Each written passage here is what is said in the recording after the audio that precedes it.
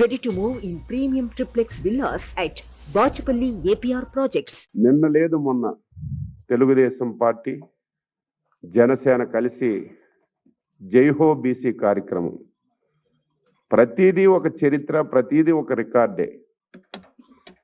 మొన్న జరిగినటువంటి జైహో బీసీలో ఇరు పార్టీ నేతలు చారిత్రాత్మకమైనటువంటి ఆంధ్రప్రదేశ్ చరిత్రలో ఆంధ్రప్రదేశ్ ఉన్నంత వరకు ప్రతి ఒక్క బలహీన వర్గాలకు చెందిన వ్యక్తి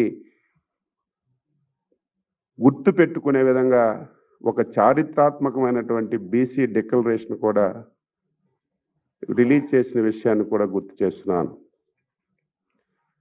తరువాత రెండు పార్టీ అధినేతలు నిన్న కూర్చొని రెండు పార్టీలు కలిసి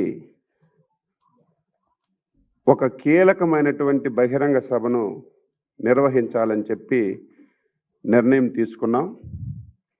ఆ బహిరంగ సభ ఈ నెల 17వ తారీఖున చిలకలూరిపేటలో నిర్వహించి అతి భారీ సభని చెయ్యాలని చెప్పి రెండు పార్టీలు కూడా నిర్ణయించాయి. ఆంధ్రప్రదేశ్ చరిత్రలో రేపు 17వ తారీఖు జరుగుతున్నటువంటి ఉమ్మడి సభ రాజకీయ చరిత్రలో మరొక చారిత్రాత్మకమైనటువంటి ఘట్టానికి ఒక వేదిక అవుతుందని చెప్పి ఈ సందర్భంగా తెలియజేస్తున్నాను.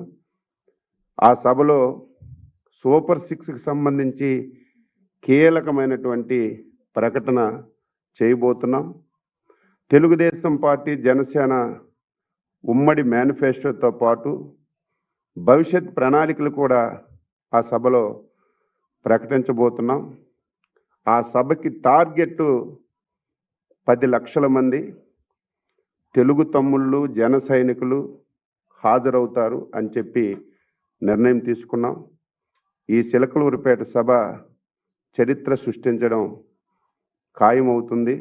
జన ప్రబంధనానికి సభ ఒక వేదిక అవుతుందని చెప్పి ఈ సందర్భంగా తెలియజేస్తూ ఆంధ్రప్రదేశ్ ప్రజల అభివృద్ధి సంక్షేమానికి బడుగు బలహీన వర్గాల సాధికారతకు ఈ సభ వేదికగా ఉండి కార్యాచరణ ప్రకటిస్తున్నామని చెప్పి సందర్భంగా తెలియజేస్తూ అందుకే ప్రజలందరికీ ఈ సందర్భంగా కోరుతున్నాం, స్వచ్ఛందంగా ఆ సభకు రావాలి. తెలుగుదేశం పార్టీ జనసేన శ్రేణులకి విజ్ఞప్తి చేస్తున్నాం, రండి, కదలి రండి, చిలకలూరిపేట జరుగుతున్నటువంటి చారిత్రాత్మకమైనటువంటి ఘట్టంలో భాగస్వామ్యం కావాలని ఈ సందర్భంగా తెలియచేస్తూ తెలుగుదేశం పార్టీ జనసేన ఏదైతే మొన్న బీసీ డిక్లరేషన్ ఇచ్చామో అది సుమారుగా 2000 గ్రామాల్లో ఒక నెల రోజుల్లోనే 2000 గ్రామాల్లో తెలుగుదేశం జనసేన కలిసి ఆ డిక్లరేషన్ని తీసుకెళ్లాలని చెప్పి కూడా ఒక నిర్ణయం చేశామని చెప్పి ఈ సందర్భంగా తెలియచేస్తూ ఆర్టీసీ ఎండీకి చిట్ట చివరిగా హెచ్చరిక చేస్తున్నాను. ఈరోజే లెటర్ పెడతాం రెండు పార్టీలు.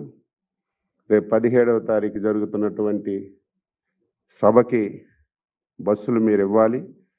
ఇవ్వకపోతే మాత్రం ఈరోజు ఎవరైతే ఎండీగా ఉన్నారో, ఎవరైతే మీరు ఆఫీసర్స్గా ఉన్నారో, రేపు అధికారంలోకి వచ్చిన తర్వాత మీకు తగిన మూల్యం చెల్లించుకోవాల్సిన పరిస్థితి వస్తుంది.